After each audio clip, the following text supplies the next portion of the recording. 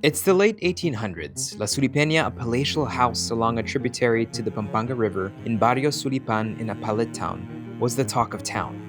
Dignitaries like then Governor General, the Archbishop of Manila, kings and businessmen would gather here for the most exquisite banquets and delicacies. Even then, Pampanga was known as a culinary destination. Today, drive around the different towns and you'll bear witness to what a deeply rooted food culture looks like. Unlike other provinces, the majority of the restaurants and eateries here serve localized regional food over the more international or even national fare you'll find elsewhere. People here take cooking very seriously, treating it as an art form with recipes cherished and perfected through generations.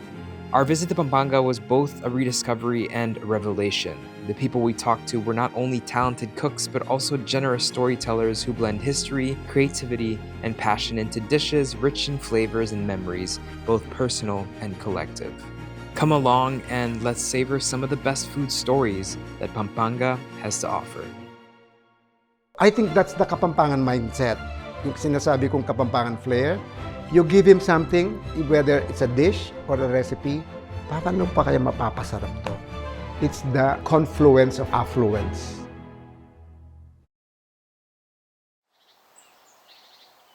The quintessential Kapampangan dish would be the Buro, Hito, Mustasa. I mean, it's a set. You cannot have one without the other. Starting with the fish, it will be the freshwater fishes. So it could be the Hito, catfish, mudfish or dalag, bangus, tilapia. These are the most common freshwater fishes.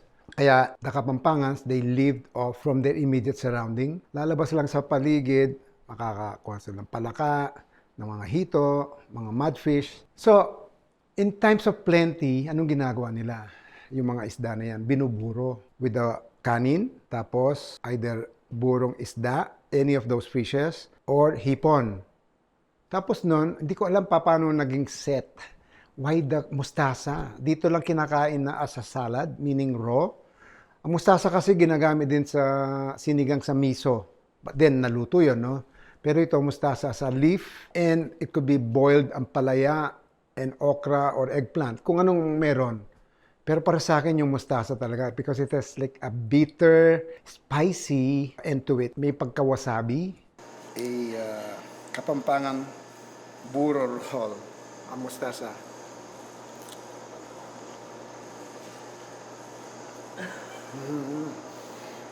This is comfort food for us Kapampangan. Yun ang kinagisnan namin. Kung Kapampangan, yun ang palaging hinahanap.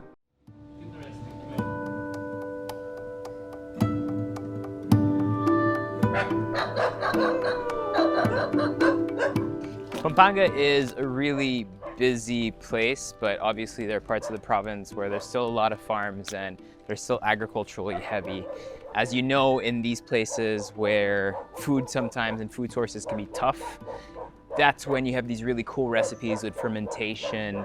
That's where everything really develops. We're on our way to meet a really cute Lola who does fermentation and buros in a really special and unique way. Nanay Priscilla David, 73 years young, makes buro for a living. She was born and raised in Lubao, Pampanga, and has specialized in the art of fermentation over the last 40 years. She is known for her burong asan and hipon, fermented shrimp and fish, and rice. She makes them weekly and gets orders from both locals and people living in the US or in the UAE. After making her ferments, she takes her bike and sells her buro to neighbors and at the local market. Her story reflects the dedication of home cooks to traditional cooking in the province.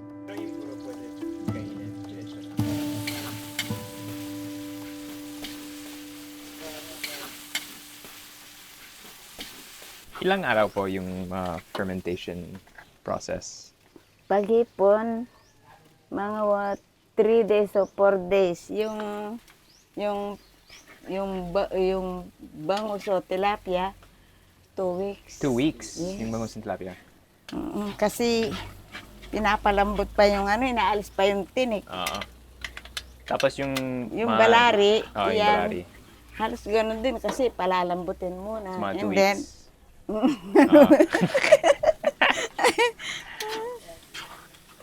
Laman loob ng pork Baka. yun, ng baka. yun, baka. Intestine. Or intestine.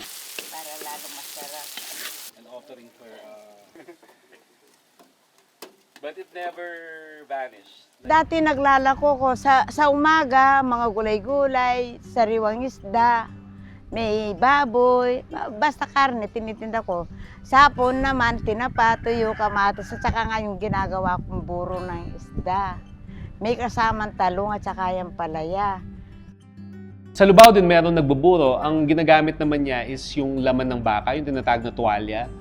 Kasi kung titignan mo yung proseso ng paggawa nila ng buro, yung na-inherit nila na transmitted na skill, yun pa rin yung sa bahay siya ginagawa. Hindi siya commercialized. There was even a time daw na pinuntahan siya doon ng LGU, binibigyan siya ng machine para panggawa ng buro. She actually declined to cooperate kasi sabi niya, yung kanyang buro ay parang hindi siya pwedeng gamitanan ng ibang tools kasi para sa kanya mawawala yung essence ng kanyang buro pag hindi yung kanyang pamamaraan na very personal yung hindi i-apply. Nagtyaga na nga lang ako sa paggawa ng buro kung magkano yung hawak kong pera, yun na lang ang pinapahikot ko. Sa edad kong 72 na ngayon, magsa-73 na ako sa May, hindi lang 20 years ang straight na paggawa ko ng buro. Matagal na talaga. Kahit tulog ako, papagtimplahin mo ko ng buro, okay na sa akin.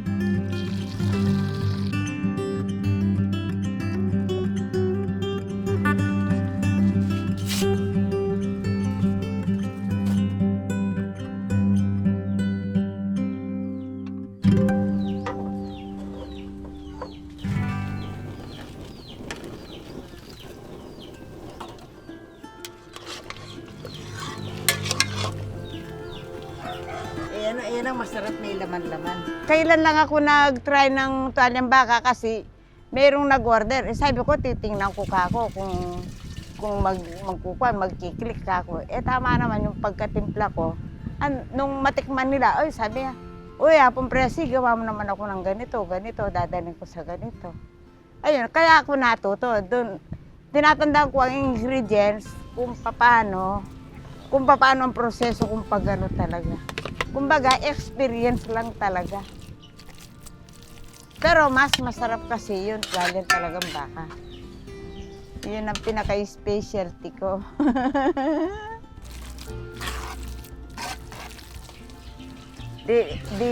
Yung biniling talya ng baka, no? Pakukuluin, ugasan muna yun. Tapos, ugas na ugas yun. Tapos, pakuluin mo sa tubig hanggang sa lumambot. Pagkalambot, anguyin mo ulit. O kaya, pag kumulo, palitan mo ng tubig para medyo yung lasa ng tuwalya ng baka, medyo maalis yung parang manggo, diba? Ngayon, pag pinalitan mo na yun, patutuyuin mo na yun. Pag nagpapatugtog dyan, kahit na nagluluto ako dito, gano'n na ako ng gano'n. Sarap ng kalan.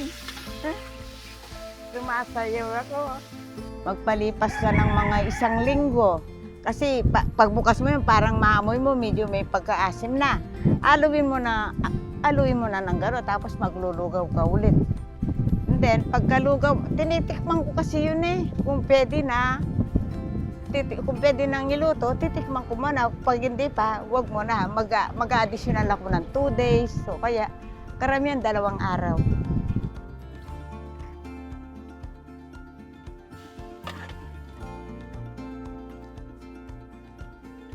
Pangulam talaga kasi mas masarap kasi yon pag ang katanunong kasi nilagang talong, okra, ampalaya, inihaw na dalag, inihaw na ito. Naku, sarap na. Parang gusto ko nang kumain.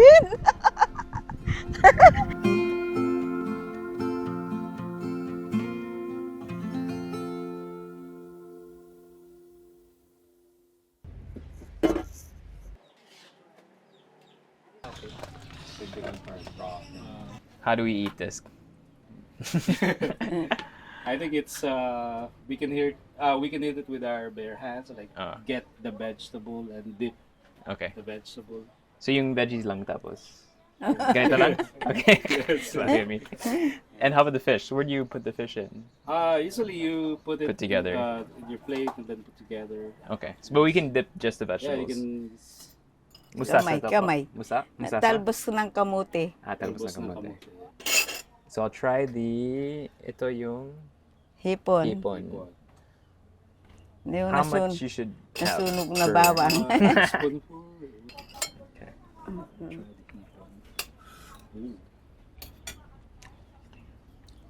Wow, What do you think? that's good. No. Sobrang sarap. Palaya. Wow. I think if people never tried it, it's a hard thing to Palya. Yeah. describe, but there's like a very soft, subtle sourness. Try Ginaman. it with yung palaya. Ito yung bangus. Bangos. Okay. Masarap nung hipon. Kesa Sa totoo bangus. lang. Oh, sobrang sarap. Sarap ng hipon. Sabi, I'll try the Banal. What do you think? I actually like it hot. Okay. Yeah. Is it supposed to be dapat when you serve this, dapat cold or hot? No, I Dapat think it's hot. hot. Yeah. Okay. Freshly cooked. Think of like a sour goto. Right? Flavor wise and texture wise. It kind of breaks between your palate and your teeth. And then you get like a almost miso like funk right at the back of your throat. Oh, thank you. That much.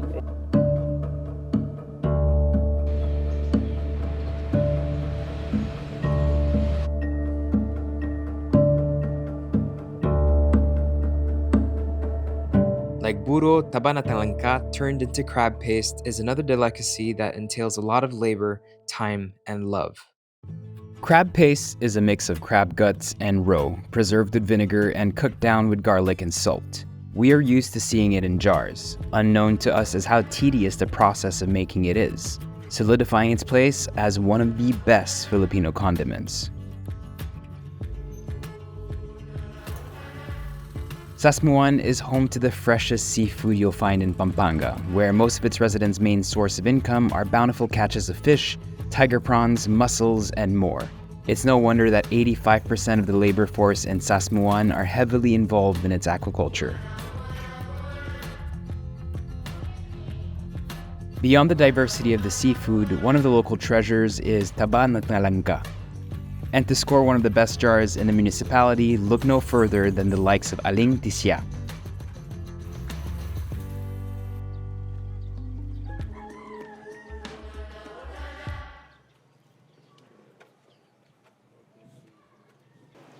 Nung nagsimula ako, marami akong dinanas para magtrabaho ako kasi yung mister ko nakikipaglabas lang ng sa ilog. Tapos ang kita niya 50 pesos lang. Ayun, nag-umpisa akong nagtrabaho.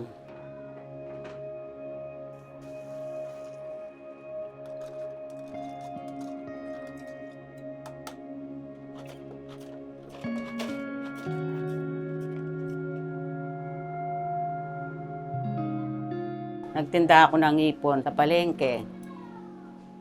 Nung tapos naman sa pagkaano ko sa palengke ng ipon, iba na naman yung binenta ko. Puro alimango, tapos binibigay ko sa mga exporter. Nung tumaas yung alimango, tumigil na ako. Taba na lang ng talangka. Ito matagal na to, 30 years na akong gumagawa ng taba.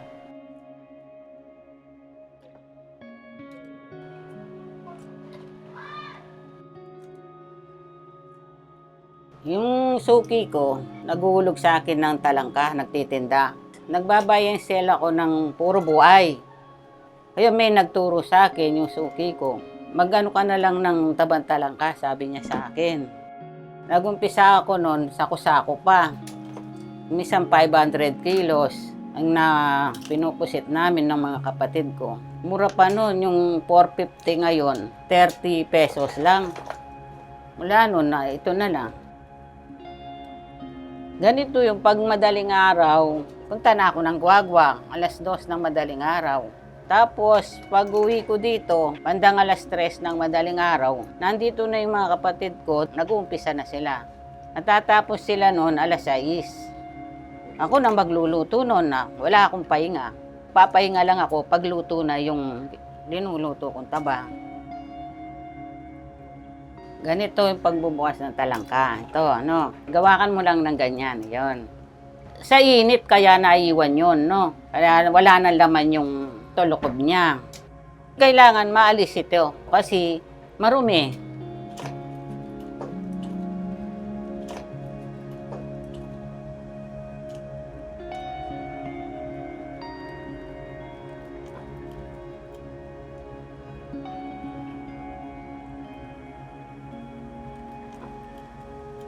Pinupusit namin to. Tapos, lulutuin ko na.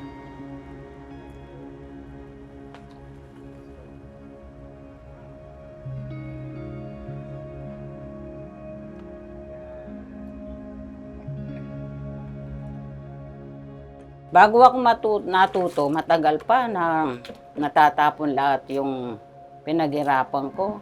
Pero ngayon, di na ako natatakot na masira. Kasi tinuruan ako na pakuluin ko muna yung taba ng talangka bago ko bigyan ng suka. Yun ang pinakatimpla nito. Kapag walang suka, masisira.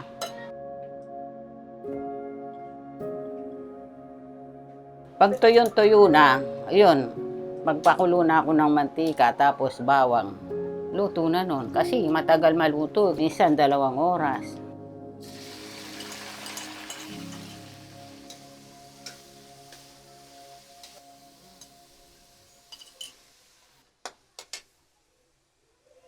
Ito, asin tsaka betsin.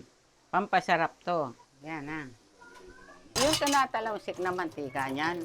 Hindi na po puro mantika, tubig pa yun. Kailangan wala nang sabaw. Hindi ako kumakain talangka, tumatakman lang ako. Ganyan lang, tinitikman ko lang. Luto na. Yun ang pinakamasarap. Yung kagaya nung nagluluto ka ng ulam, panakulo mo ng pinakulo para walang lansa.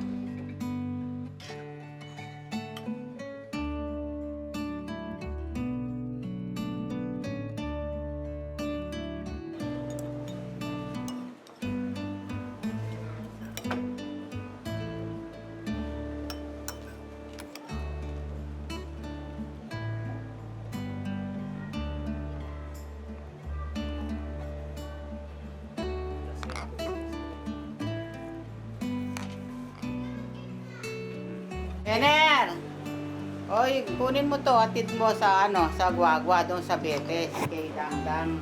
Sabihin mo 900 isa, bali 3,600.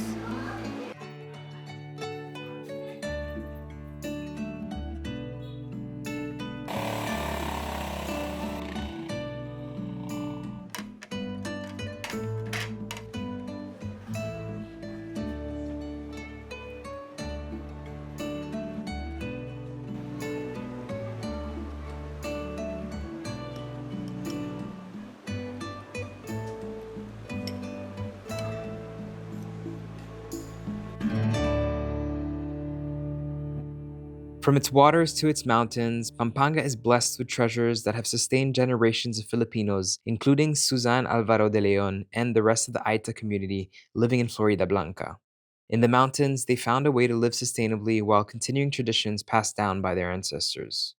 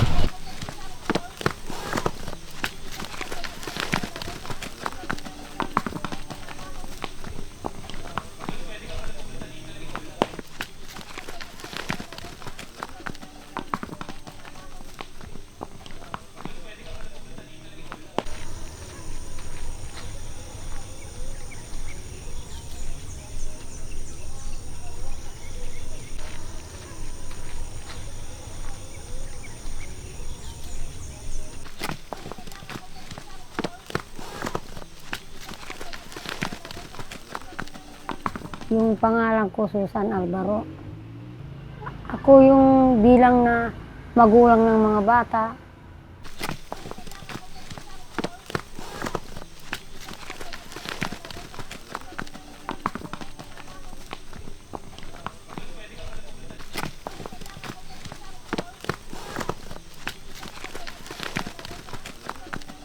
Sila ay nakatira sa bundok, yung naggagawa sila ng iba-ibang klaseng panggagasak. Pag nakagasak na sila, magtanim sila.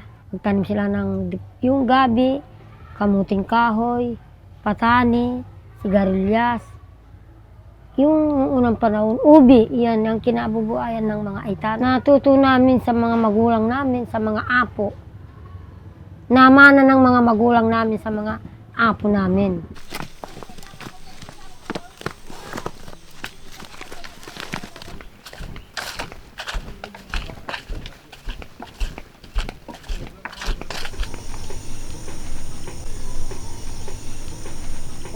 Yung pag natutuyo na yung patani, ganito yung estado niya. Estado. Ayan.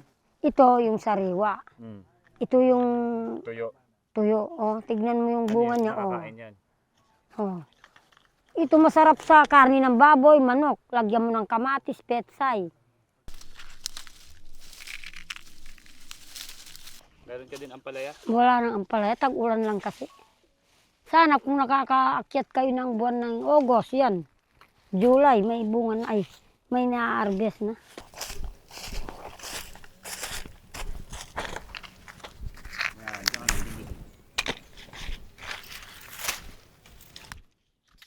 Dalawa, tatlo, apat. Presya! Presya! Mamuti kayo na sa sako, tamlag ka uti sa bawa, ato sako. Ato sako. Dagdagan na natin kasi para magdala kayo.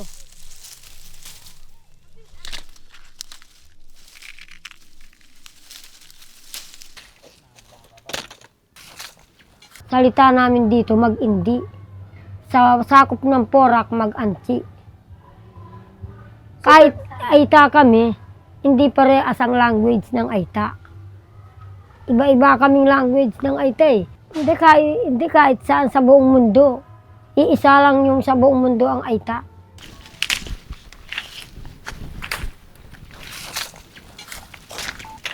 Ito yung masarap na siling labuyo na tumutubo lang sa kabundukan ng mga Aita. Dito sa barangay na Buklod, kahit saan na bundok, tumutubo yung larang labuyo. So yan na, totoong Siya, labuyo. Yan, yung oo. iba kasi hindi. Hindi, totoong labuyo, sir, oh. Hindi man namin tinanim, tumubo lang. Oh, ito yung pinakamaliit. Ito yung pinakamaliit na bunga. Ba't hindi ninyo tikmanin, anak ko? At Diyos, maang-ang ka.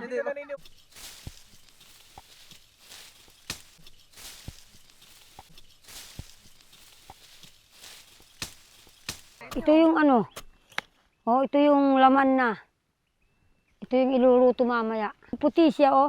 Ito yung lagyan ng patani mamaya. Ubi ba yan? Gabi yan Hindi, gabi nga. Yung ubi, kinuha na yung laman eh. Oh, ito na lang yung natira. Hindi na pwede iluto ito. Tatignan ko yung dito. Pagka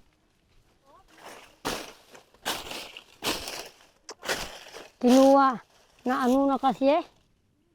Ito na lang yung bunga niya parang naiwan. Lagay ko na lang dito yung bunga. Para tumubo na naman. Ah, ito pala. Ito yung laman niya, oh. Yan. Kaya alam ko kasi ako yung nagtanim eh. Kaya alam ko silang hanapin kung saan sila nakatanim. Oh, yan na eh. Oh, ianuin ko yung ano niya, oh. Kaya lang may puti siya. Ninakaw yung ibang ubi namin dyan eh, kaya nagwawala ako. Yeah. Tuya ba? Violet, no? Oh? Yan, luto mamaya sa bahay.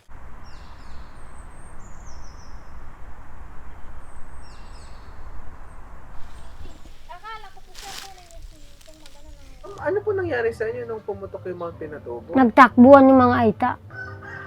Isa pa yung anak ko, 5 taon pa. Dala-dala ko, isa pa yung anak ko, dala-dala akong nagtakbuhan sa bakasyon. Nagulo ang buhay ng katutubong Aita. Nasa bakasyon, nung bumalik kami, dito na lang kami tinira ng gobyerno, dito na lang. Nagtanim kami. Kaya lang na yun, dahil na nawasak na yung lupa, naging nakamix na yung buhangin, nawala yung pagtatanim namin ng palay.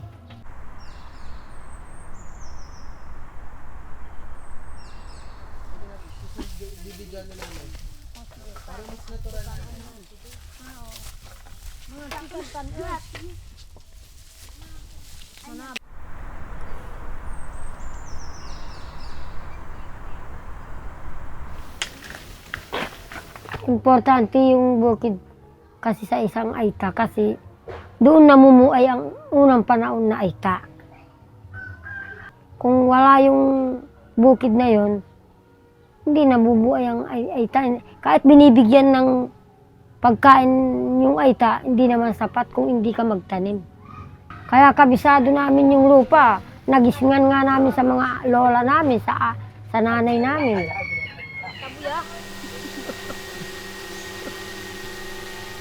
Palagi namin sinasabi sa kapwa ang Aita namin, katutubo na, hindi tayo umaasa sa tulong lang. Dapat tayong sumipag dahil sarili natin yung lupa. Hindi natin binili yung lupa. Minana lang natin sa mga apo o magulang. Iniwan sa atin para pagsikapan natin na tamnan ng mga prutas o gulay, kung ano yung pwedeng itanim pag tag-ulan. Teka, danin kayo, bisa ko. May butuan pa, di ba? Ayan. Teka, kamu ako. Aw.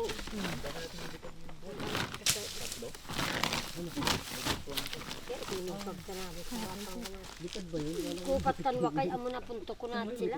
Ito yung pagputol ng buo sa Tagalog, itong bambo. Ito dito kami ginagamit sa pagluluto sa kabundukan pag walang kaldera. Paglutuan ng ulam, kanin.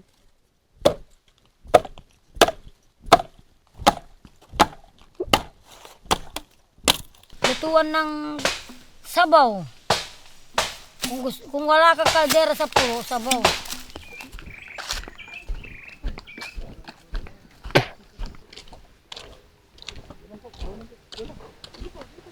Huwag kakalimutan ang dating kinakain sa bundok. Dapat alagaan.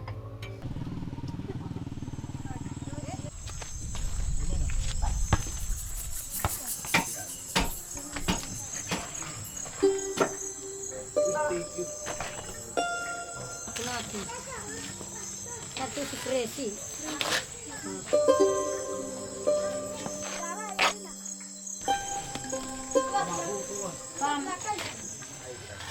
Yan ang kadalasan na problema sa ibang lugar.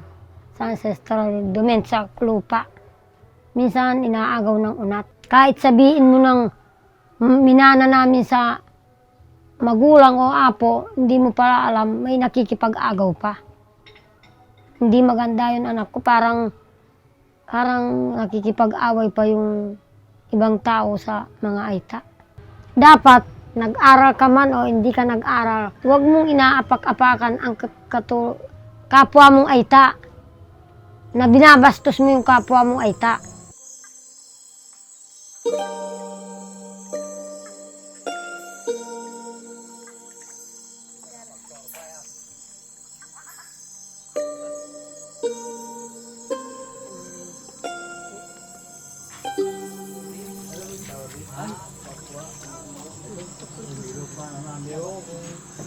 Yung pangarap namin sana sa ibang Aita na katulad namin ng Aita na.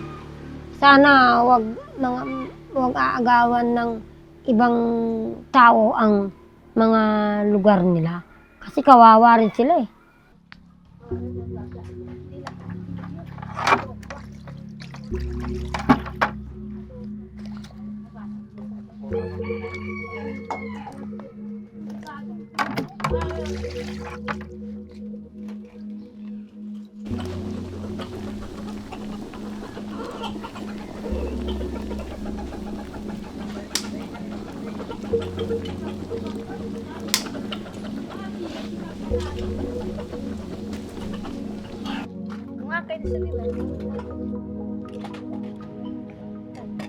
Ito yung kardis sa salita ng Aetas. Sa Aetas ito. Kardis sa Tagalog. Anong luto dyan? Yan yung iaalo nga dito.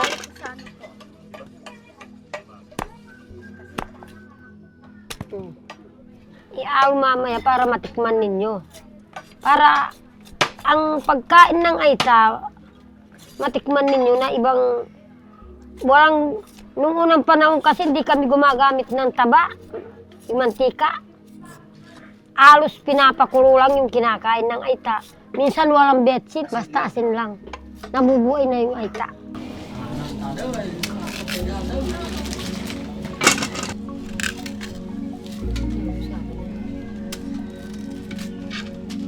Ganyan po yung pagtatalik ng ano po, patani po. Yan.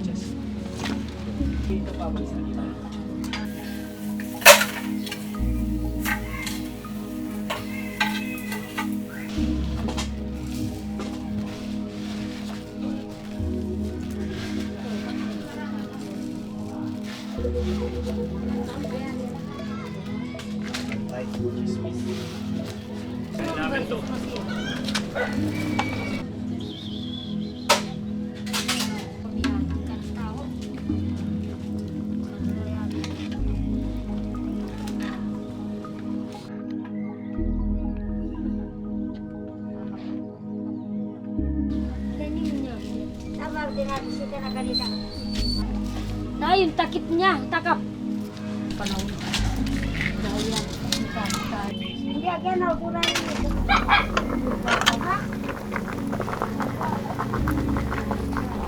Na may nakamix na yun.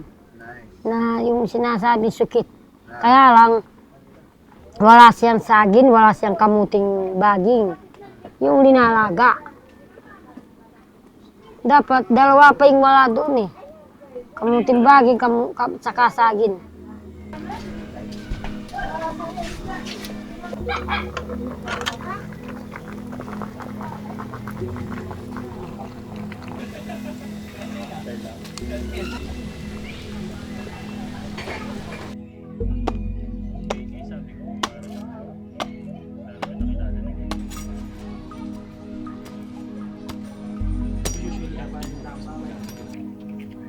Ito yung anak ko.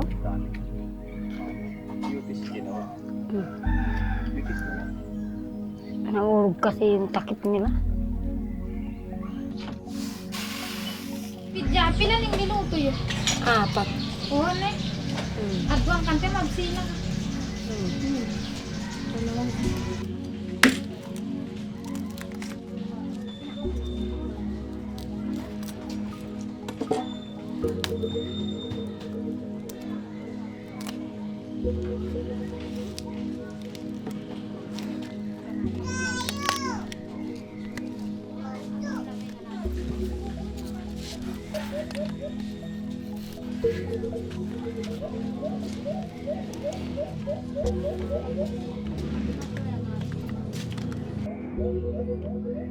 Laboy-laboy ang bex.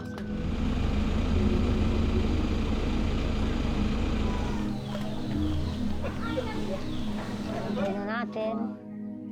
Yan ang pagkain sa bundok.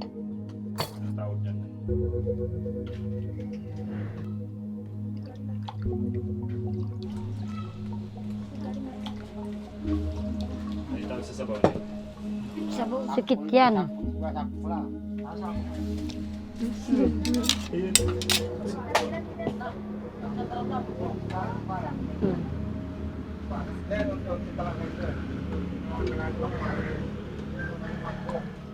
Sinukwento na namin sa kanila. Hindi mo naman kasi awak ang buhay eh.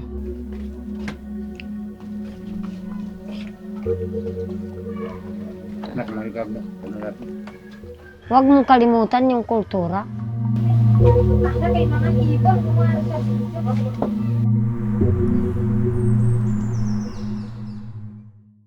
Indeed, there is so much to be gained in preserving time-honored traditions and recipes. just how Leila Santiago and the rest of her family honor their tradition as bakers by continuing to make their signature cheese bread recipe till this day. It's nighttime. Just as the people of San Fernando, Pampanga are probably tossing and turning in their sleep, the bakers of a humble bakery in Barangay Santo Rosario toss and turn several kilos of dough for their famed cheese bread and other pastries, thousands of them, to be sold in the morning.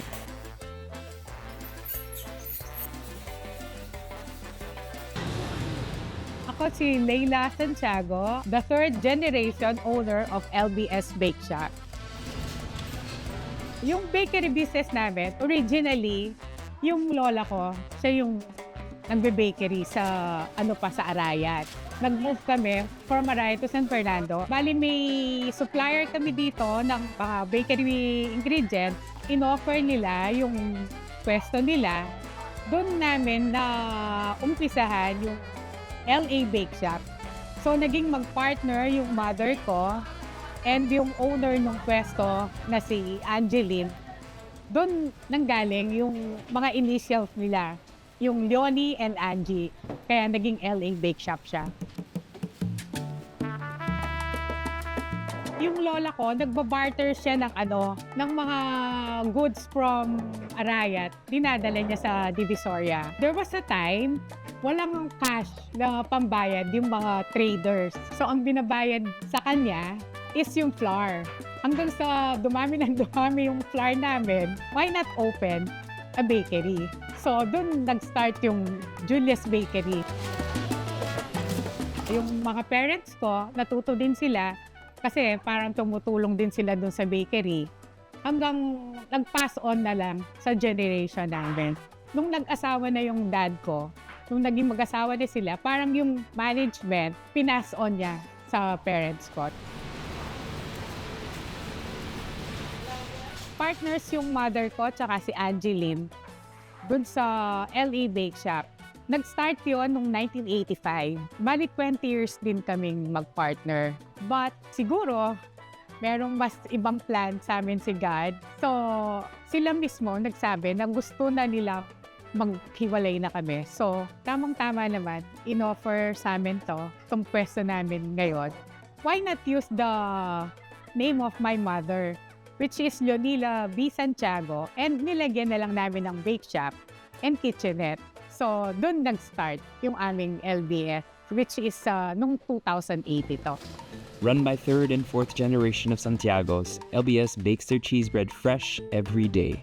A well-guarded recipe that many have been trying to duplicate but fall short of every time. Bali yung kwento ng cheese bread, nag-start yun nung may mag-apply sa amin na baker. Tapos parang dinemo niya yung cheese pandesal. Yun yung tawag namin dun sa ginawa niya.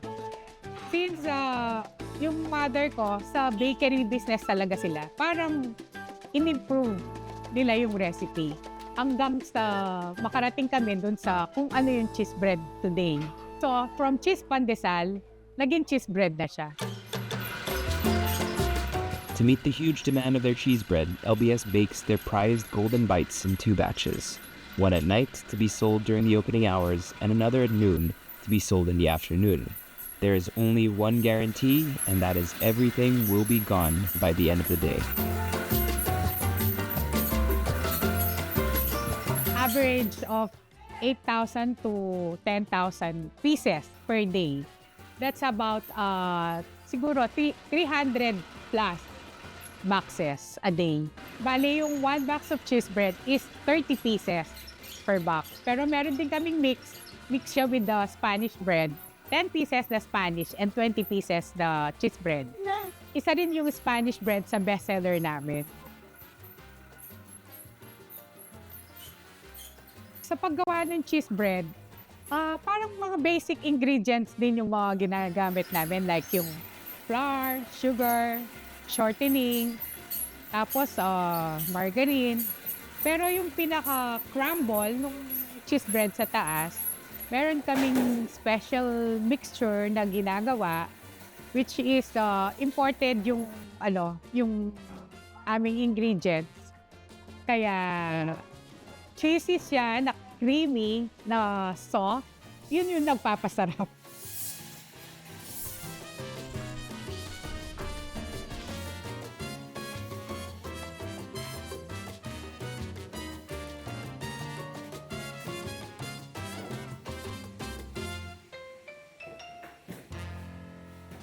Kahit siguro yung mga suki namin, halos almost everyday silang umibili ng cheese bread. And affordable siya. Even sa abroad, maraming nagpapauwi ng cheese bread. Talagang nakakatuwa pag nakikita mo yung mga yun. There was a time na may nagpunta dito from Norway.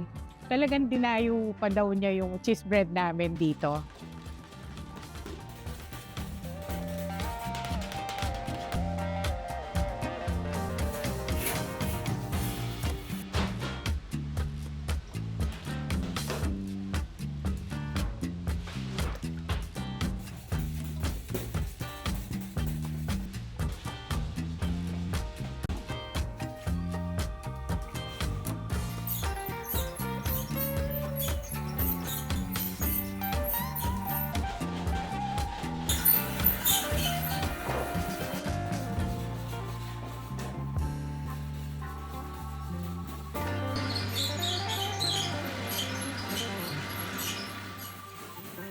Bata pa lang kami, tumutulong kami sa pagbabalot ng mga bread na ginagawa namin. Every afternoon, nagbebenta kami ng mga hot pandesal.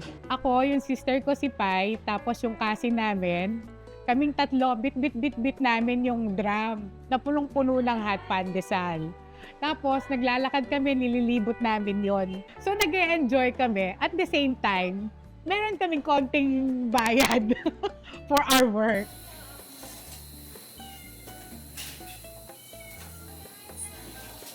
Meron na kaming 3 branches of LBS. Dito sa downtown, ito yung pinaka-main branch namin. And yung isang branch namin is along MacArthur Highway. And the last branch is located at Santa Rosario Street, Angeles City.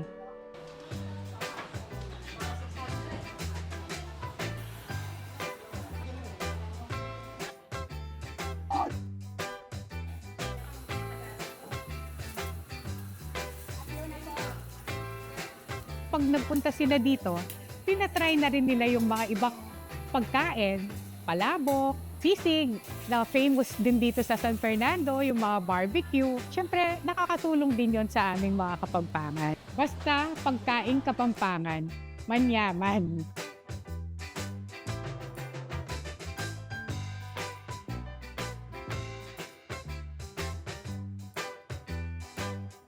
Parang malaking bagay din yung dayuhin yung cheese bread dito sa San Fernando. Pwede mo yan, pag may gathering ng family, may party, pang gift, pang giveaways, pag Christmas, yun yung sinishare namin sa mga relatives namin, sa mga friend. Pag kinain mo yung cheese bread, maaalala mo talaga yung taong nagbigay sa'yo.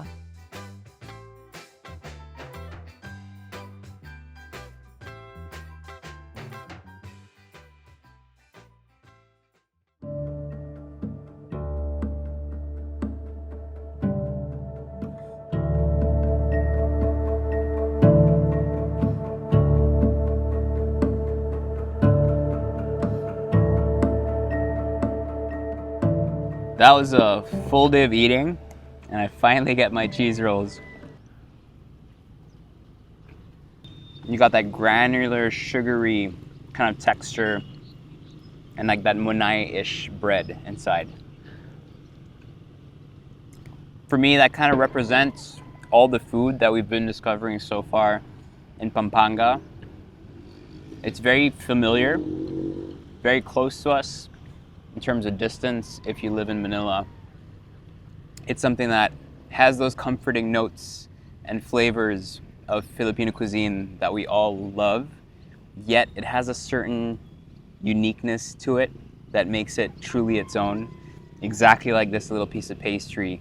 These are all flavors that you know, but somehow here, they're slightly different, they're regional, they're localized, they're absolutely delicious.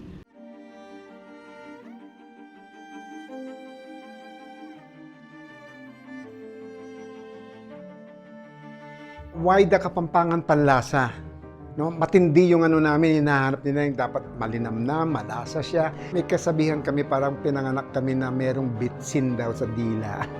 I believe there is a deeply rooted food culture in Pampanga because of all these factors put together that shaped Pampanga cuisine. One of the main reasons Pampanga is known for their food is because the information has been passed down properly from generation to generation. Most of our history and recipes are oral, so that chain of information is crucial in guarding local heritage. It represents a distinctive fusion of Chinese, Malay, Spanish, and indigenous culinary traditions and ingredients. Developed through the centuries, it incorporates aspects of these cultures, forging a novel and thrilling culinary identity. Kapampangan home cooks and chefs have long been touted as some of the best in the country, from the colonial period until today. Throughout the years, it's been celebrated for its creativity, from dishes that showcase local thriftiness, utilizing discarded ingredients, or avoiding hunger by introducing exotic proteins, to doubling down and fighting over family recipes and techniques. More recently, it's been part of a larger national discourse of what can and can't be done with traditional food. The province is currently at a crossroads of defining its identity. Is it the culinary capital of the Philippines, or does it represent the whole of the Philippines and our potential to develop and promote our regional diversity as a unified strength?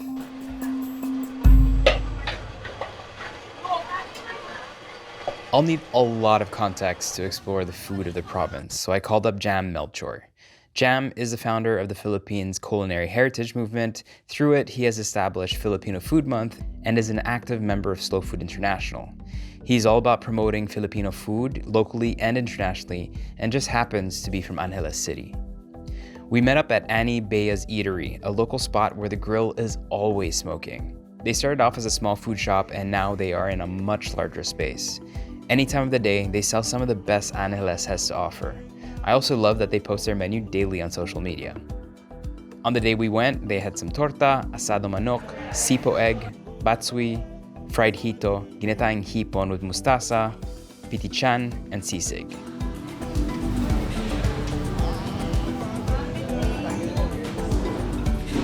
Can you tell me a little bit about the dishes in front of us and how they represent Pampanga in general? Okay, so basically, what you're seeing is mostly meat. So Correct. Kapampangans are hardcore meat eaters. We have pisto. We also call that torta sometimes. We have sisig, we have caldereta, and we have lechon kawale. And then of course your pitichan here and your achara. And this is acceptable breakfast fare? Any time of the day? Any time of the day, basically. Okay. Is there a reason why people here are such meat eaters and mainly pork eaters, right? Well, probably because this is an agricultural region. Okay. And there are a lot of poultry and piggery around this area, even way before. Probably because most of the dishes require meat. Yeah. I know this is trying to kind of navigate Pampanga, and the food here isn't easy, right? There's lots of different areas. It's a fairly big province. But if you were able to kind of sum up the food of the province, would you be able to in like a few words? Well, the easier is I would divide it into two parts: the wetlands and the drylands. Okay. So the drylands cover this area, and the wetlands, which covers the areas by the river. So most of the dishes there are somehow based on the produce that they get by the river. And of course, obviously, the fare here is what we get.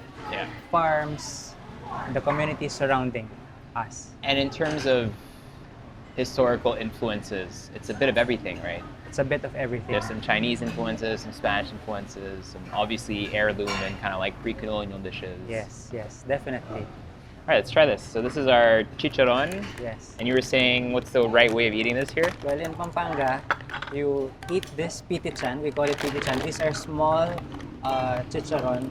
And then you have to add some achara to it. There.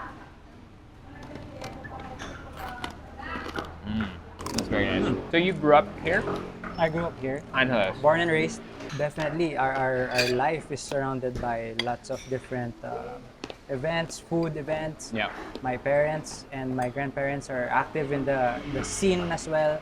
And good food. Basically, good food. And we make everything from scratch. Okay. So that's key.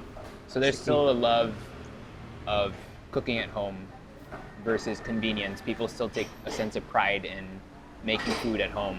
Whenever we have a guest, we won't take them to a restaurant. Okay. The experience should be personal. We will cook for them. We will give them the best of the best. That's how the Kapampangans do it. So was that, would you say that was mostly your household or Kapampangans in general? Kapampangans in general, my household, and I think the Kapampangans will agree with me that they're all out, especially when it comes to their guests. It's a big controversial topic. Definitely. Right? No mayonnaise. One no egg. that I want to talk about in depth, because there's this whole idea of what should and shouldn't be, right? If I were to go to 15 Kapampangan households, would all their sisig be the same? Well, if you're here, particularly in Angeles or probably in any town in Pampanga, you won't be able to see a sisig with egg and mayo. That's a mortal sin. Okay. So just pig face, onion, vinegar, soy sauce. Okay. Pig face, and then chicken liver. Chicken liver, okay. Has to be chicken liver, not pork liver. Yeah. And then calamansi. Okay. Sometimes people use vinegar, but people would usually use calamansi. So that would be an Angeles standard, more or less. Why do you think Kapampangans are so proud of their food? They're proud of their food basically because it reflects who they are. Imagine if I start cooking my dish with onion, sauteing onion, and then garlic. My grandmother will kill me. It will always be garlic and then onion. Okay. So it's the same thing. I mean, food for Kapampangans basically reminds them of family and their ancestors, the way it was handed them from generation to generation. The Kapampangans like to preserve the culinary traditions. Any form of tradition, they are into preserving the culture. And they are very strict in terms of preserving it. Yeah. That's why we enjoy this fair to this day, because we really use our heart to preserve everything. Not only our skills, but basically our taste buds. Why for you is it still very much and very difficult to study Filipino food? Because we have a diverse food culture. And each region is very distinct. You cannot say that this is just your typical Filipino food. When we talk about Filipino food, there's Ilocano, there's Negrense, there's Kapampangan.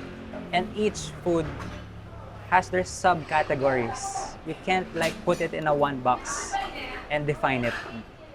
So we have to celebrate its diversity.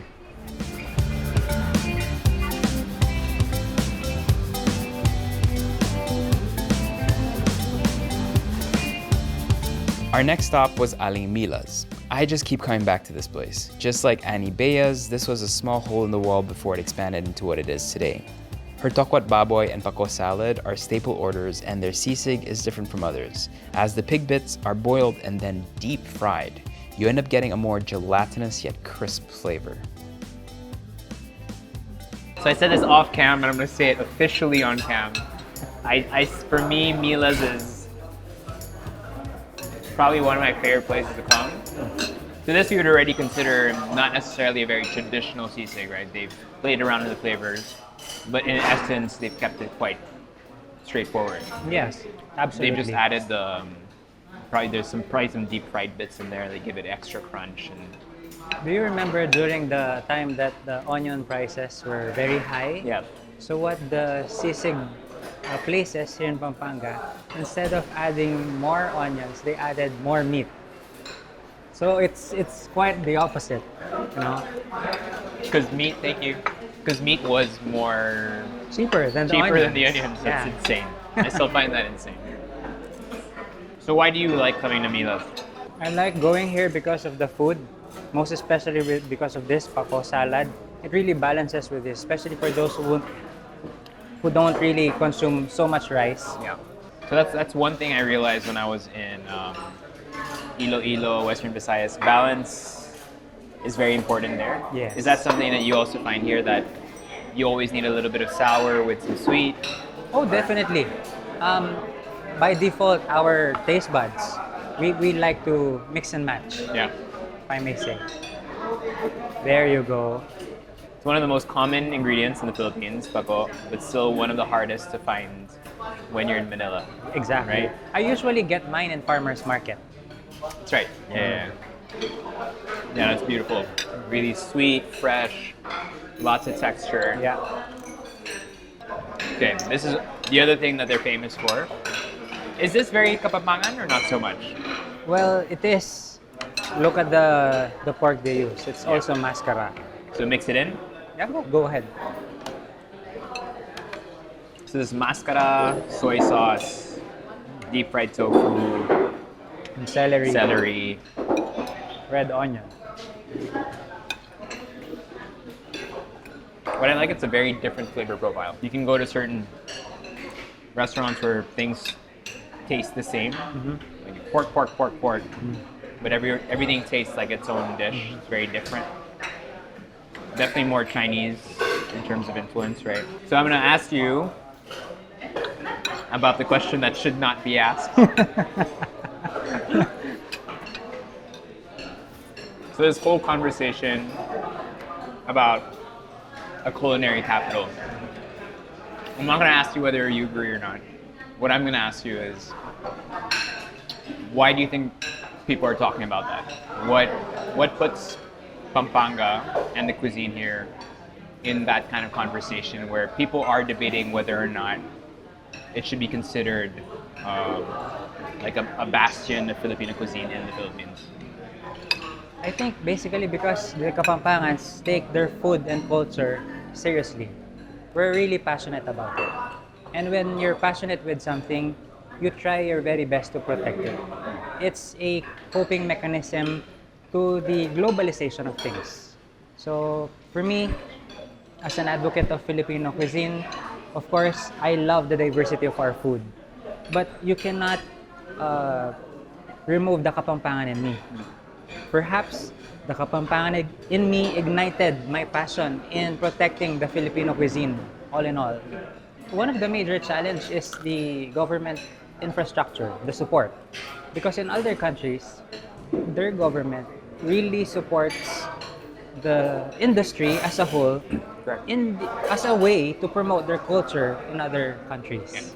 So if we have that kind of support, then definitely it's going to be a strong one for us. That's the idea of food diplomacy, almost. Yes, kind yes. of using Filipino food to build bridges with other countries in Yes. terms of understanding our culture and how we are.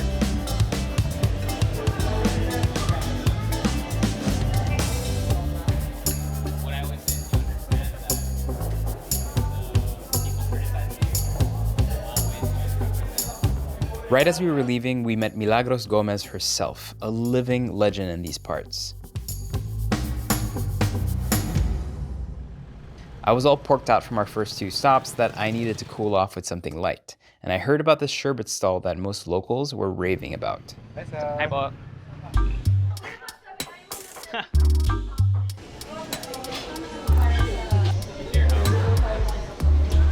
Famous? Or can I do the isang cheese corn langka buko? Ice cream lang ma'am. maliit na With lang cheese din. corn. Okay lang? Tapos isang buko plain cheese. Ang paninda po namin ay ang Pampanga's Pride Buko Sherbet. Ito po ay iba't ibang flavor na may melon, lychee, avocado, fruit salad, or any flavor na gusto ng customer. Nagsimula po ito nung mag-retired na yung father ko sa abroad. Pagkatapos, naisipan niya magnegosyo dito sa Pilipinas hanggang sa sinubukan namin yung natutunan niya sa kanyang mga parents. Yung paninda naming flavor ay buko lychee, avocado, fruit salad, melon, tsaka diet flavor. Nag-a-add po kami ng flavor kung halimbawa merong request yung customer na pwede naman yung seasonal naman yung fruits, dadagdag namin. Yung process po ng paggawa ng sherbet, yung pinaka-base niya is buko, sabaw ng buko. Pagkatapos, papatigasin sa gamit ang yelo tsaka asin, lalagyan ng asukal, gatas, or tapos pag tumigas na po yun na po yung pinaka-base niya. Tapos lalagyan na namin ng kung ano yung request na flavor ng customer. Kasi po ma'am, yung sa amin, binabalik-balikan. At saka yung pong talagang kumakain ng sherbet, yung mga sinaunang mga original na Kapampangan, alam nila yung totoong lasa ng sherbet ay sabaw ng buko. Bukod sa matagal na po, na 44 years na, sariling recipe po namin ito. Okay. I am a huge fan of strange flavors. The consistency here looks absolutely amazing, especially on a hot day. So I checked online and it's been like 44 degrees Celsius, so it's freaking hot. So here I have the cheese corn langka and buko, and already the consistency is beautiful compared to like the more icy sherbets that you see. The corn really comes through very strong, which I love, and that buko flavor is delicious. You know what's funny when you're a kid? Well, how I used to eat my ice candy, I wouldn't eat it straight out of the freezer. I would let it kind of thaw out for a couple of minutes, just so that by the end of that plastic tube, I would have remnants of that liquid, sweet, sugary gold just sitting there at the bottom. So I love that this comes not completely frozen in the block, but more like a slushy in terms of texture. Not overly sweet, beautiful chunks of buko. I'm really enjoying this.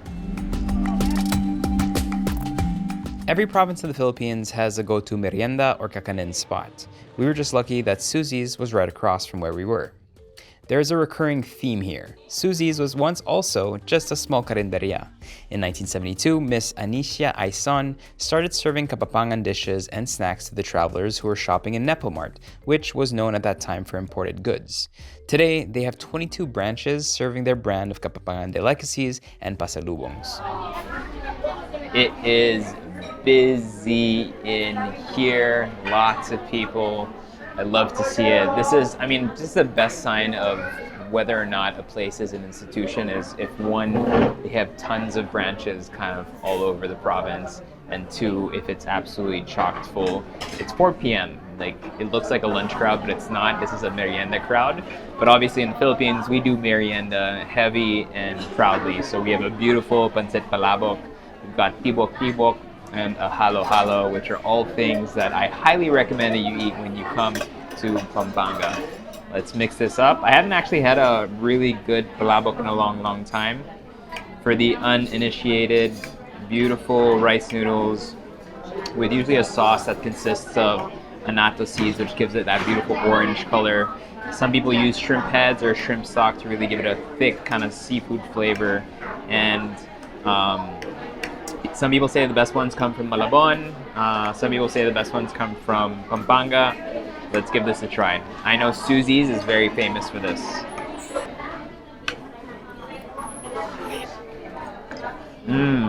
That has a really beautiful, deep seafood flavor. So definitely a really strong seafood stock is used here.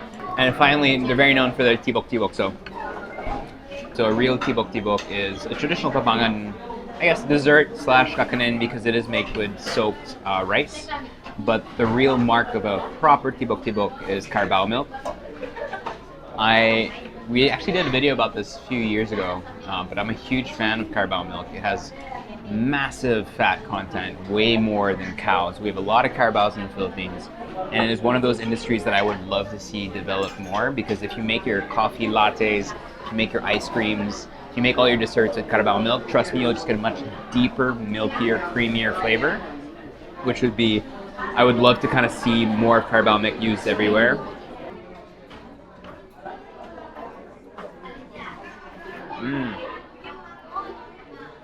I mean, it has to be really subtle, and they do that really well. Cook down the thick.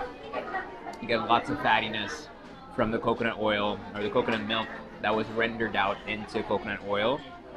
while keeping that sweetness of the coconut that clumps up and gives you such great texture, all the way from blackened / burnt to really just toasted. It adds a beautiful oily sheen all over it, kind of coats your lips. And the base of the tteokbokki itself, just extremely creamy, kind of gelatiny and smooth.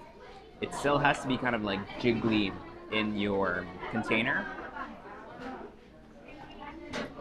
And texture-wise, it's not like your leche flan that has a bite to it. This is really just really smooth and just like a perfect, coherent, consistent consistency. And the perfect tita kind of comment, not too sweet, which is great. I can understand why this place is absolutely chock full.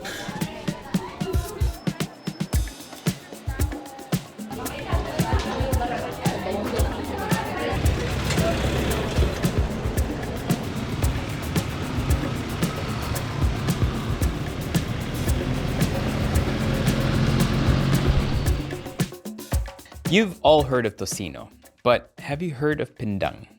Pindang refers to a cooking method in the Indonesian and Malay language of boiling ingredients in brine or acidic solutions. It also has food preservation properties and can extend the shelf life of ingredients. Pindang babi preserves pork in a solution of sugar, salt, black pepper, garlic, and curing powder.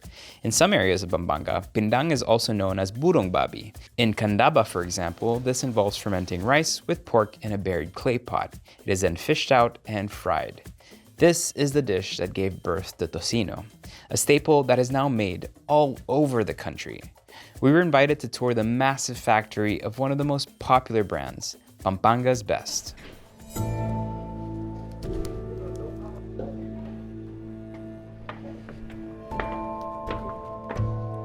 Peak season, every day. I actually never realized Pampanga's Best was such a huge operation already. As we walked around, people were working non-stop, and this wasn't even their peak season. Everything is done in-house in a very clean and efficient manner. I find the production of food at scale so fascinating, so I had to learn more.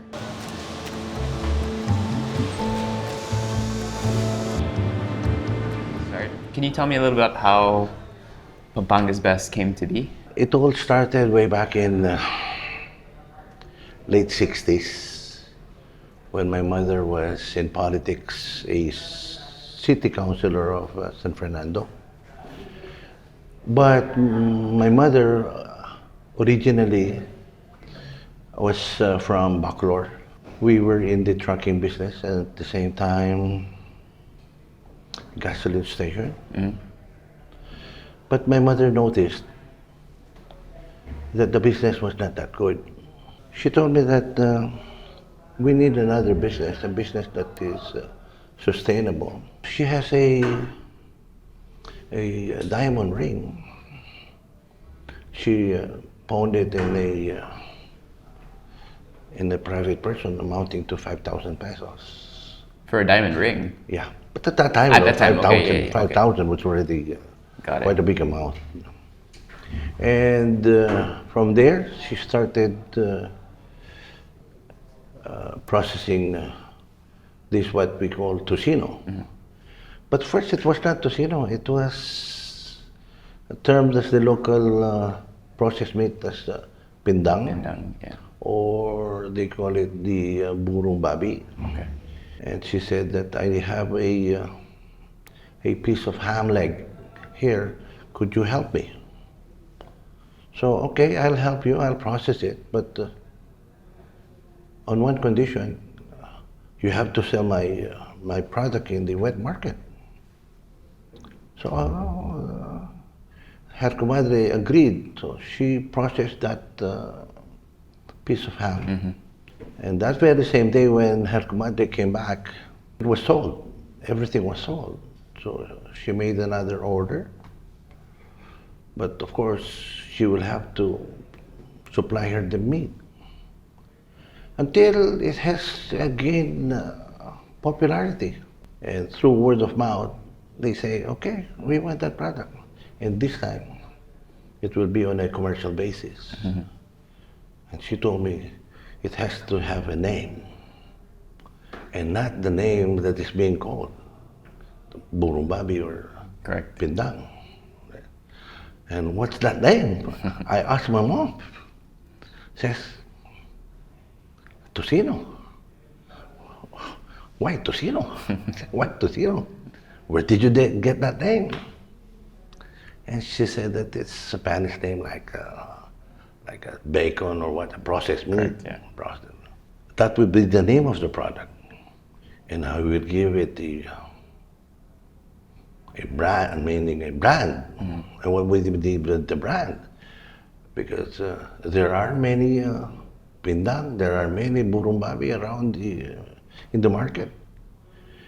And since Pampanga is very famous for that delicacy or that kind of processed meat, it should be the best in Pampanga. And I will call the brand as Pampanga's Best. And then there was a small factory, but over time we needed bigger space. And every time we think of a bigger space, and that space is really not enough. This is the this is the fourth plant from the house, and then it was the next plant was in Bacolor. We sat down for over an hour with Jomar Hison, and during that time we spoke of innovation, passion, and different ways of running a successful business. If I had a podcast, it would have made for a great episode. But we were running a little late for our next appointment, and my stomach was already ready for another feast. Besides Pindang na Babi or Burong Babi, from which Pampanga's Best Tocino is based on, there are more heritage pork dishes from the province that deserve to be in the spotlight.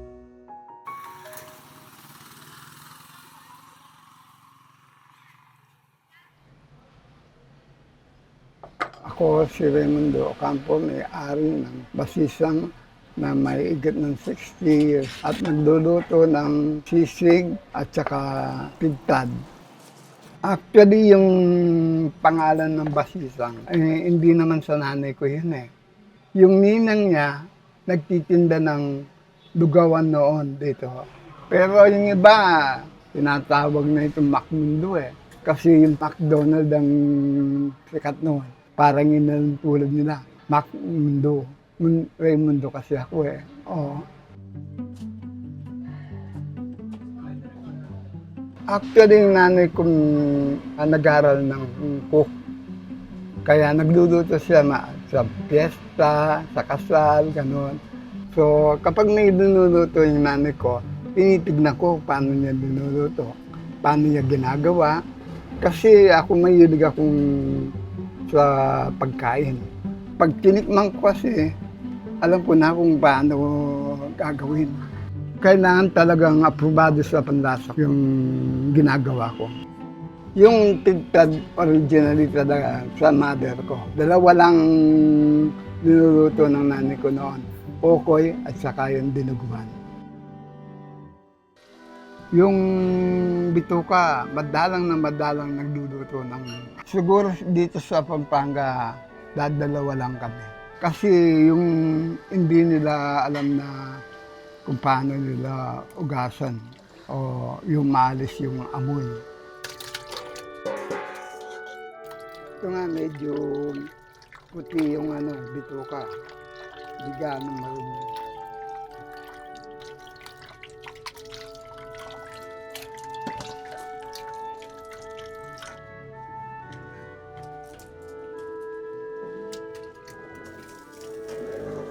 Pakukuluan. Tapos, tatapon yung pinagkuluan. Ihiwain.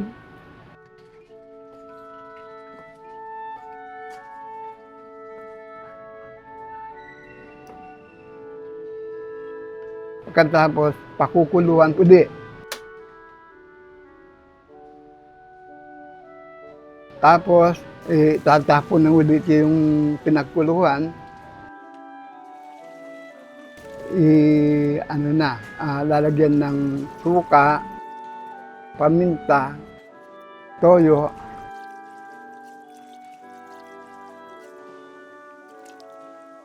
bawang para malutong adobo.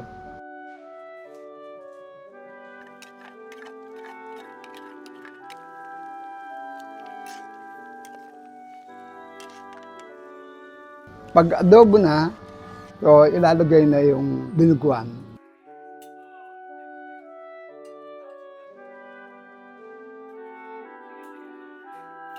At saka igigisa.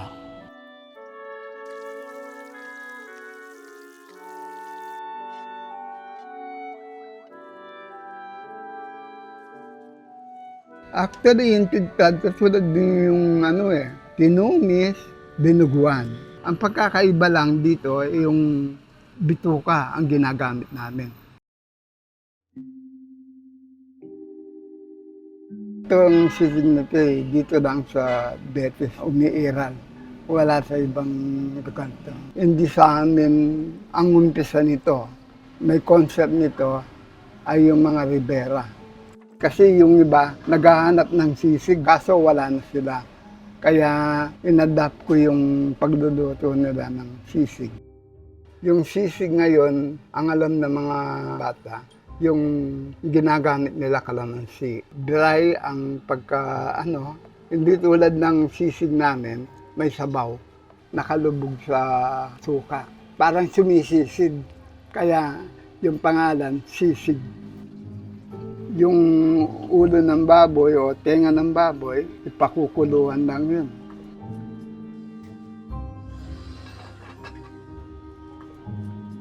Pagkatapos kung medyo malambot na, iwain.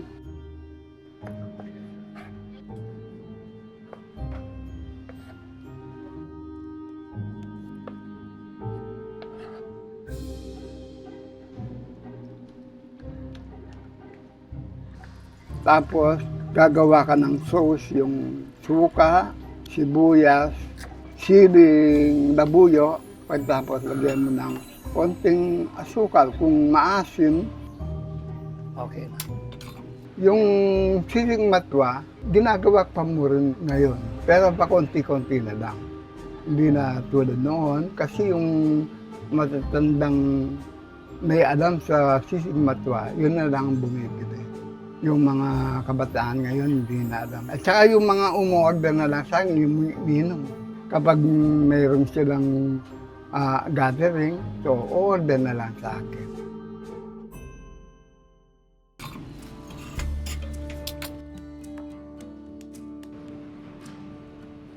Noon, nung gumagawa pa ako ng puto at saka dinuguan. Kaso hindi na ako gumagawa ng puto ngayon. Kasi na-stroke ako last year, October. Kaya medyo pa konti-konti na lang yung pagtitinda ko. Pinahinto na nila ako. Kaso sabi ko sa kanila, hindi maaari. Gusto ko magtinda pa rin.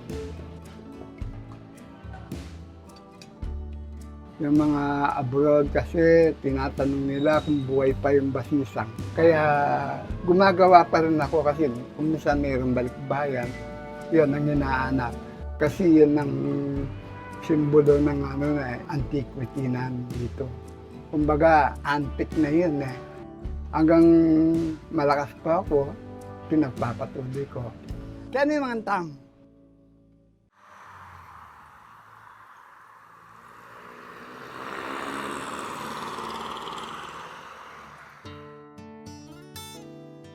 My name is Mercy Manuel Guevara from San Fernando, Pampanga. Nagluluto ng asadong matwa.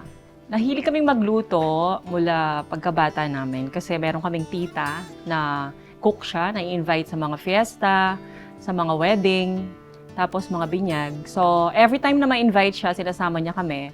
So dahil siguro na-expose kami sa pagluluto niya, parang nahasa na yung hilig namin sa pagluluto. Siyang aming influence kasi magaling talaga siyang magluto ng asadong matwa at menudo. Masarap talaga. Yummy Plate started way back 2018. Yung sister ko, dati kasi nasa UAE na talaga siya. Then, namatay yung auntie namin. Nagturo sa aming mag-cook.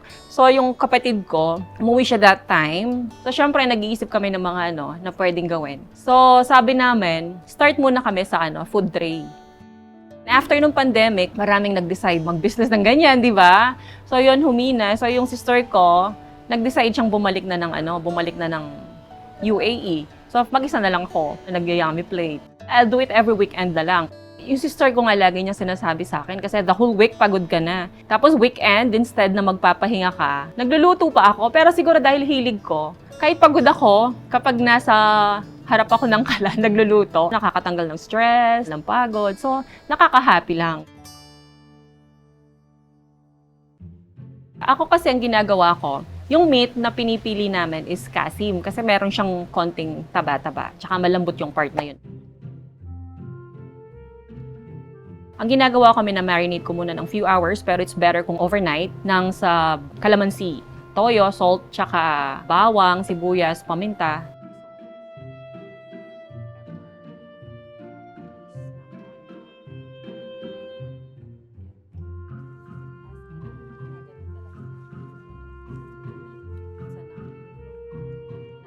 After nung na-marinate siya, tinatawag naming sangkot siya. So, papakuluan ko na. Initially, ang ginagawa ko, malakas yung kalan ko. Pag nag-boil na siya, medyo hinaan ko na yung kalan.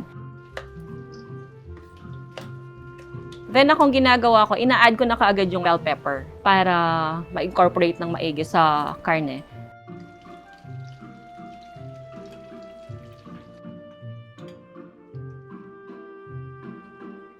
Kapag makulong-makulo na, I put a little tomato paste para maganda yung color. So, pag malambot na siya, tatanggalin ko dun sa sauce. Ipa-fry siya para gumanda yung color niya.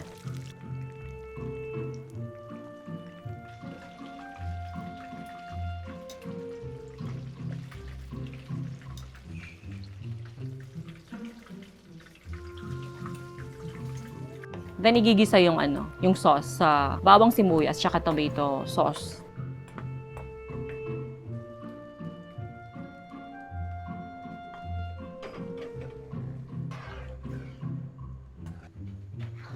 And then, pag nagano na siya, nag-thicken na yung sauce, okay na.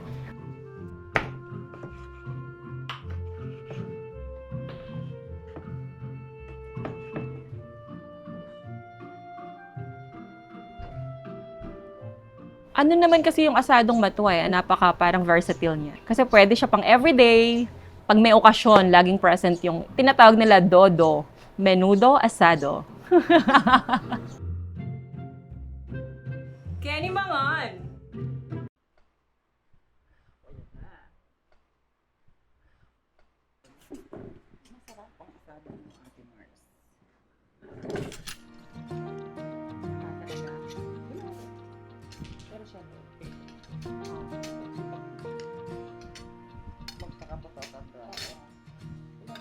Ako personally, siguro yung dahil marami din naman na marunong magluto ng asadong matwa.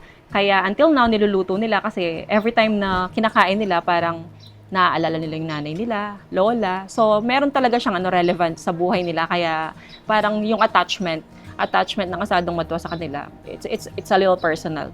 Like us, we keep on cooking asadong matwa kasi every time na niluluto namin, parang syempre parang naaalala namin yung memory ng tita namin through her legacy na asadong matwa. Parang kasama namin siya. Yung alaala niya is always there because of the asadong matwa.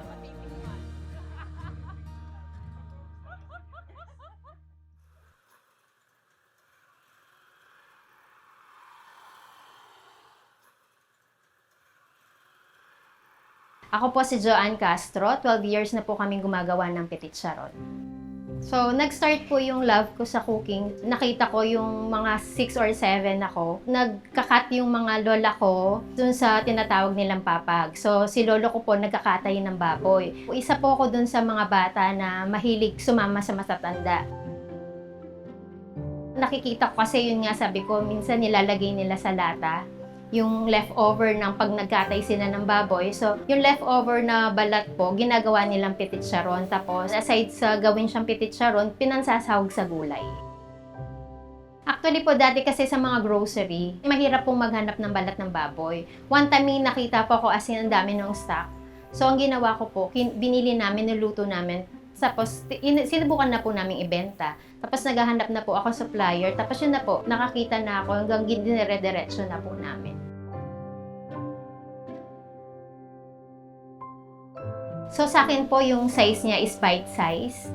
Tapos, pag kinain mo siya, as in malutong, tapos maumami siya.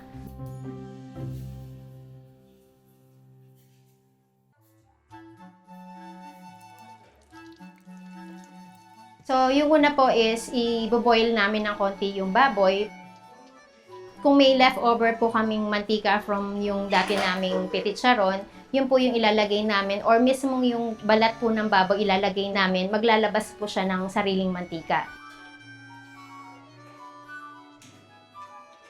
Actually, kaya po binoboil para hindi kami mahirapan mag-cut.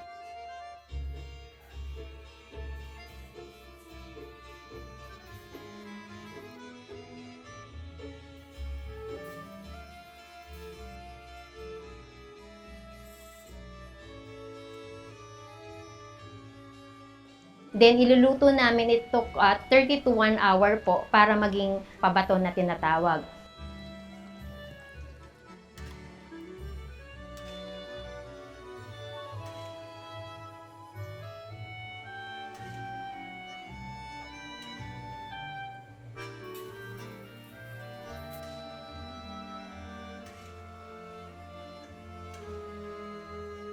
After po nun, pwedeng i-drain yung mantika, pwedeng dry, or pwedeng po yung i-soak mo siya sa sariling mantika kasi tatagal po yun ng at least 6 months.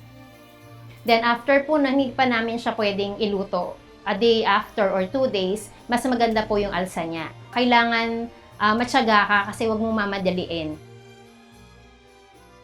So kukunin ulit po namin yung taba or mantika ng baboy, papakulo namin, then ilalagay na po yung pitichan para maging picturesque. Sa amin po, nilalagyan namin ng konting tubig. Para yung pagkaluto ng picturesque is luto siya lahat.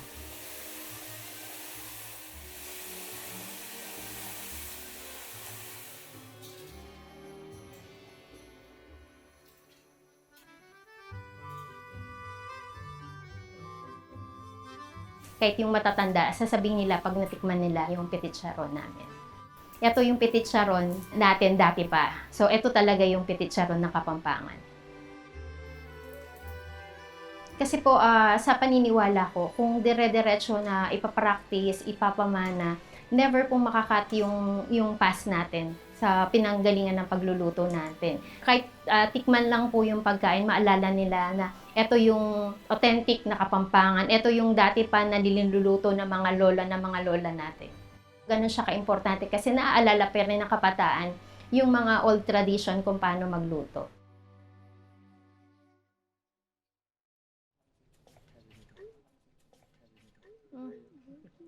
Kain na kayo.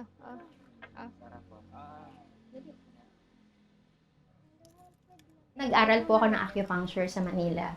So, dahil 4 po yung anak ko, nag-aaral po sila, pang 5 ako. So, ang nangyayari po, pitpit ko yung tinda ko. So, every week papasok ako, may pambayad po ako ng tuition dahil sa picturesque. Kahit na natapos na ako, nag-acupuncture ako, kahit matanda na ako, gusto ko pa rin, yung mag-aral na asin, matawag man na chef. So, parang gusto ko talaga yung nagluluto. Aside dun po, nagiging connection ng pamilya ko, yung mga anak ko, sila yung katulong ko. Talagang masaya ako pag nagluluto ako. Fulfillment ng dreams ko, yung picturesque.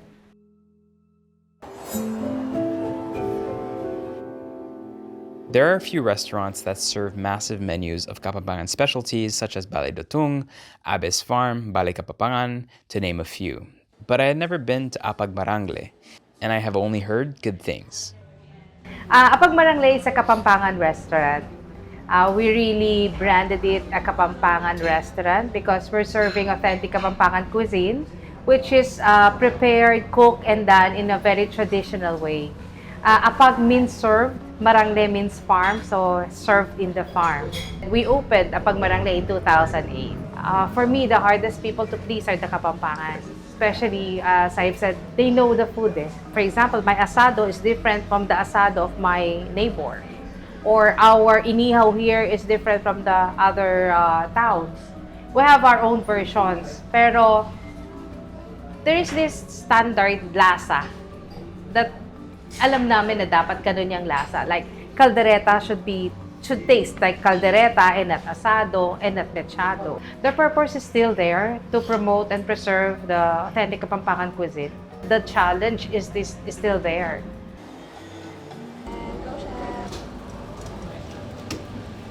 Kapampangan dish would never exist without pork. No. And I think beautiful. Paco's provenance in Pampanga started with the Aeta community because they were the ones who supplied.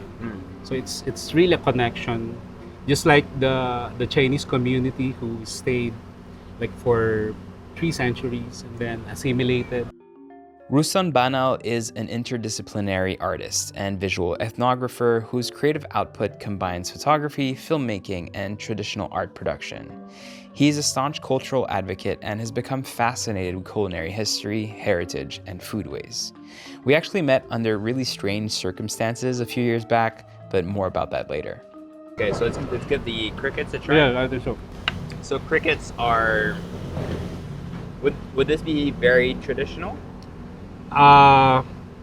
There's a documented source that it has been in Pampanga even during the colonial period.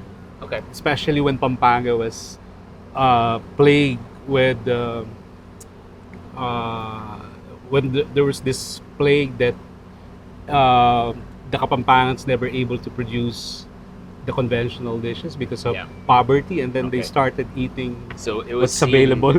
seen as an alternative protein. Yes, just a like protein. field rats or frogs and stuff like that. And this one is just stir fried. Tasty, right? So kilain is lungs, and pork. Right. And it's identified as a pre-colonial dish. Okay. We have that document.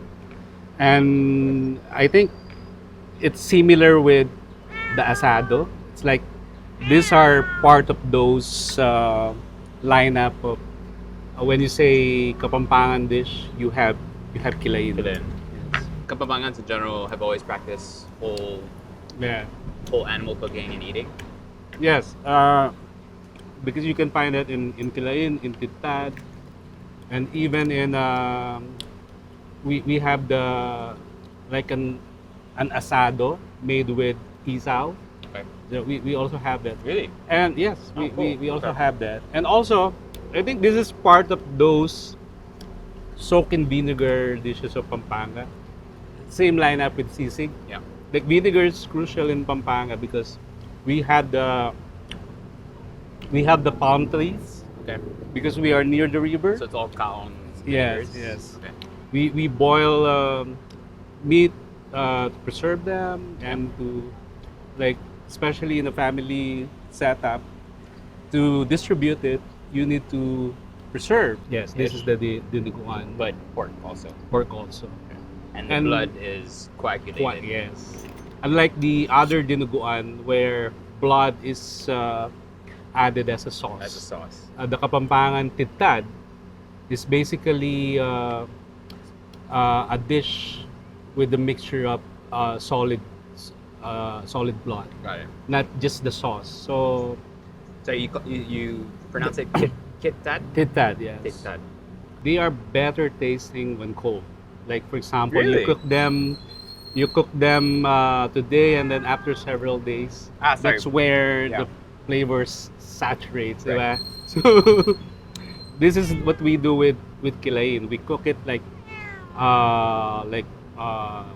mid-week, like Wednesday and Thursday, and then during weekend when we eat all together with the family, that's where we serve the kilain. This one, the pork definitely has a pronounced vinegar flavor, and you can tell that the vinegar has like saturated and dried out the pork a little more. This one feels a more kind of like fattier version. So this has more acid to it, whereas this has more of that full fat flavor, which is quite nice also. Beautiful. And then let's move on to another pork dish. I think we can... Two pork dishes, yeah. Can try the umba. Just like the previous pork dish that we ate, it is basically made with vinegar. Okay. But the thing with umba is it's a mixture of many ingredients and spices. We have this peculiar ingredient, we call it gulgul. Gulgul. Okay. Which you cannot find like even in San Fernando or in Angeles. And it's something that the people in Lower Pampanga, especially here in Guagua, use for humba and asado. When you check the gulgul, it's basically a dried oregano. I've seen it. Yes, dried yes. yes. Yeah. Okay. And we mix that. And the story about humba is... It looks like marijuana. Yes, Yeah. yes. I've seen it in the market. I was like, "What the hell is that?" And It looks like Like marijuana. dried local oregano. Yes. So we mix that with humba. Even in Kilain, we mix that gulgul in Kilain. But in humba or umba without the H because it's Kapampangan. It's this shows the identity of the Chinese influence because this part of Pampanga is heavily influenced in terms of population, in terms of food culture. With the Chinese. Yes. So this is the precursor of tocino. Yeah. Pindang. Pindang. Is it pindang or pindag? Pindang. Pindang. Yeah. Okay. So this is carabao. Carabao. I can already see just the amount of sugar in here. And I'm super excited to try this. I'm having this, by the way, with our Talangka rice, Yes. which seems like a perfect... Wow, that is so soft. And sometimes, like in my family, we would even have this vinegar. Yeah. To dip this into vinegar. It. I mean, it's when already it's already sour. Yes, Yeah. Yeah.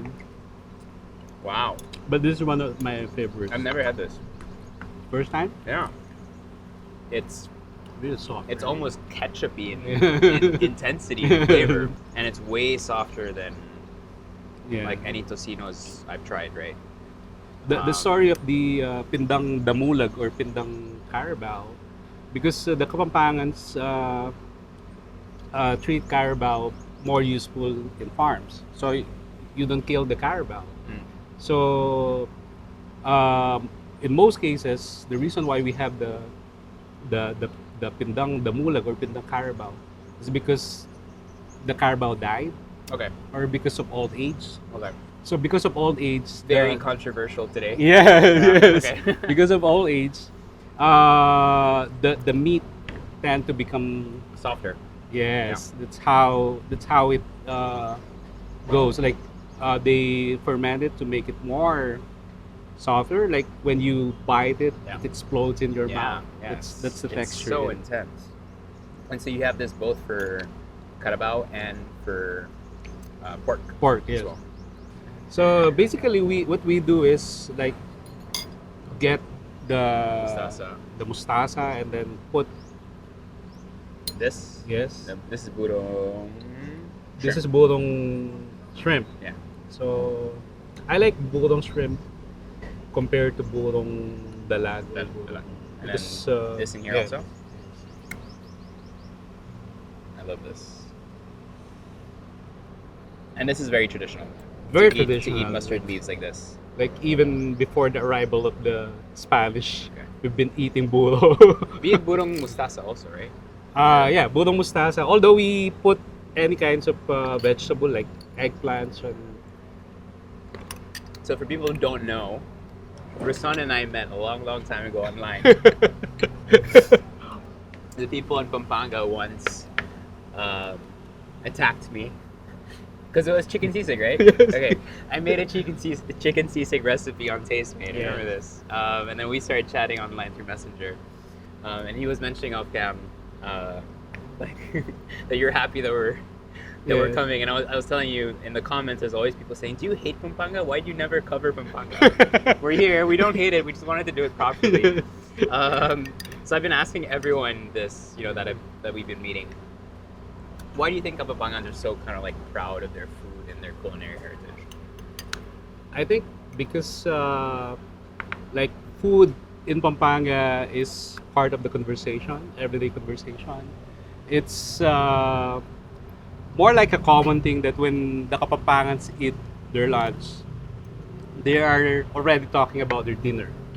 So it's kind of way of life that they see food as part of their granular being as people, as human beings, that they think about taste, they think about umami and the flavor. Yeah.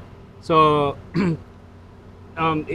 it became like identity of the people that we are into food, we are into cooking, and it's an intergenerational practice. Like in a family in Pampanga, there will always be one or two, or even everybody in the family can cook. Yeah. That's proven actually.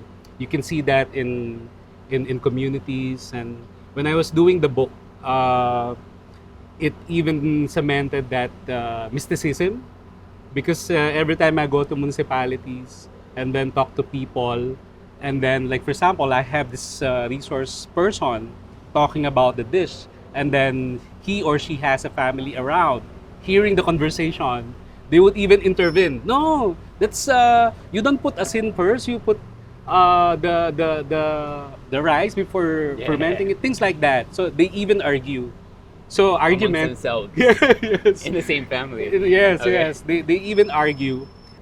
I would love to see Kapapangan dishes not just made by Kapapangan people. Yes. Right? And I think that's the key. I think if you gatekeep your food too much, and I understand in a way that it has to remain authentic, you have to respect the history, understand it, then maybe get creative with it if you want, as long as you have that base understanding of the dish and the culture.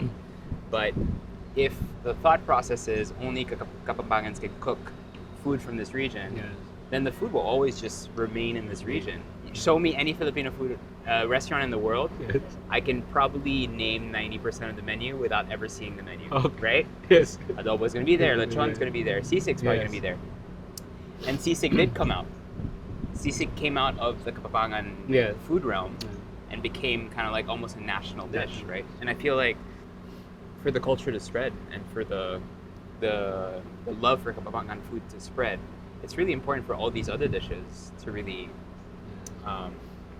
still be seen as Kapapangan food, but also be seen as Filipino food, right? Which I think is really key, really important. When we talk about sisig, we're talking about pork sisig. When is it okay for that to start being, start being, I don't want to use that word, but like embraced. My adobo at home, I take my liberties, right? If you want to do adobo which is super social with balsamic vinegar, go for it. Whatever makes you happy. When is that okay? Or how do you approach something like that? I think it has been okay ever since.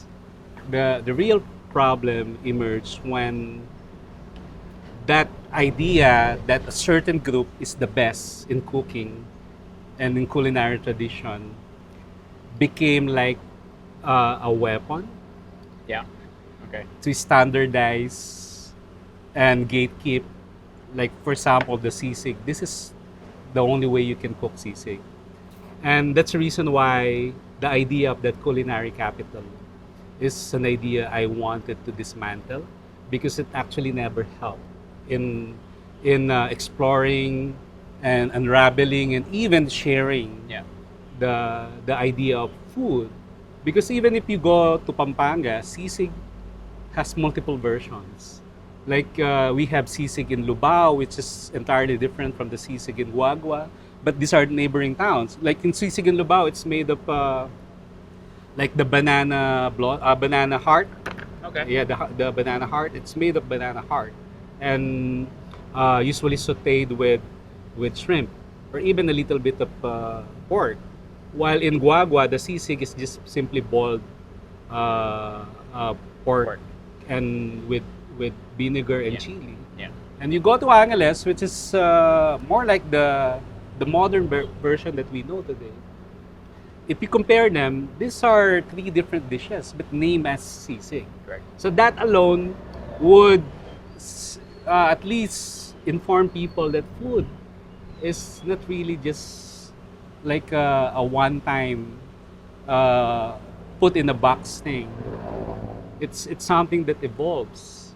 It's an expression of the people where that dish exists, and every community has their own expression. Yeah.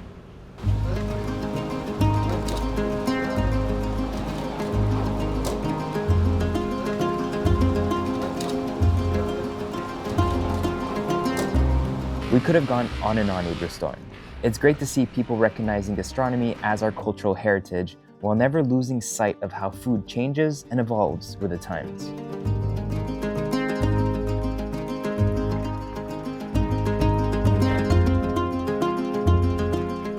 I didn't know that there are 3 different Razons brands. Razons by Glenn, Razons of Guagua, which you've probably seen all over, and finally, this one, the original Razons. They all started as one, and this is probably the closest to the actual first location. It was started by 3 sisters in Guagua, Pampanga, where we are today. They got famous because of their alu-alu, without the H's please, and eventually different people from the family expanded the brand with their own versions of it. I just always loved how pretty this is. Yeah. It's so like it's probably one of the cleanest looking halo-halos. It is different. Different, right? So you know, people say that, right? They're like, oh, the original tastes different. This is very different in terms of the formulation. Even you compare it with the Razons of Guagua in Manila that you tasted. It's way more subtle in flavor. Yeah. And they are the ones who make all the ingredients. Like they process it in their house. The bananas, the coconut. Coconut. Leche flan.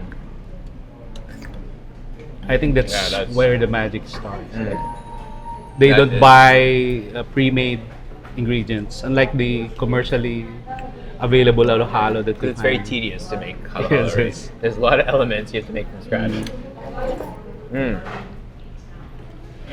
Yeah, that is seriously one of the best. That's probably one of the best halo-halos. We call palabok as luglug. It's a Kapampangan term for palabok. And the same story of those Chinese ancestry, that the Chinese arrived in Guagua and stayed for more than 3 centuries and assimilated with the people. Okay. And these are the remnants. the remnants of that transmission of that culinary heritage of course, merging of the Chinese and the local people and then creating special These dishes. dishes, yes. Yeah, thanks for taking me here. I think this is. I thought I've tried the proper one. I didn't know this was the proper one.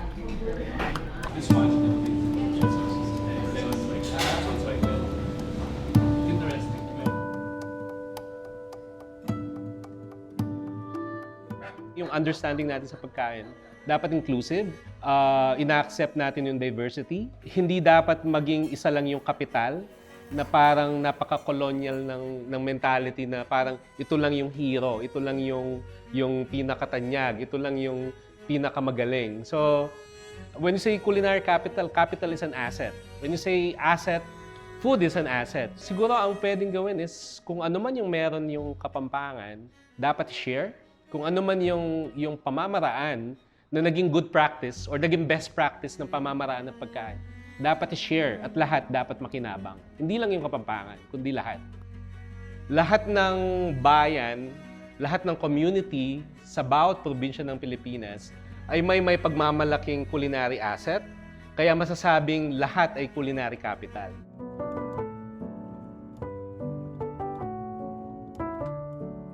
We will never run out of wonderful things to say about Pampanga and its people, so allow us to end this video with the words of the acclaimed artist and food writer, Chef Cloud Tayag. Pagkain walang kwento, walang kwenta. You know, food without stories is just, well, food. That is what binds us together. Our shared experiences as children, as grandchildren, in a way nakakataba ng puso, at the same time para bang nakaka-homesick.